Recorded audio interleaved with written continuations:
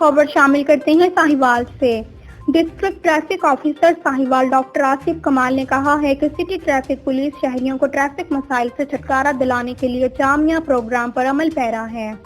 Traffic کی روانی میں خلل کا باعث بننے والی ناجائز تجاوزات کے خاتمہ کے لیے تمام ادارے مل جل کر اپنی کارروائیاں جاری رکھے ہوئے ہیں۔ اس امر کا اظہار انہوں نے ٹریفک مسائل کا جائزہ لینے کے لیے اندرون شہر لیاقت چوک، چناس چوک، صدر بازار اور ہائی اسٹریٹ کا اچانک دورہ کرتے ہوئے کیا۔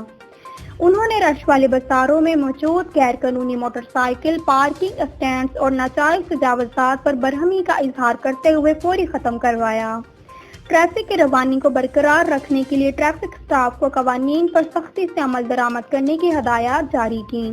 بعد ازاں وہ ہائی اسٹریٹ پر گئے جہاں پر انہوں نے غیر قانونی رکشہ اسٹینڈ کا سختی سے نوٹس لیتے ہوئے اسے فوری ختم کروایا اور ملوث عناصر کے خلاف سخت قانونی کارروائی کی ہدایت کی۔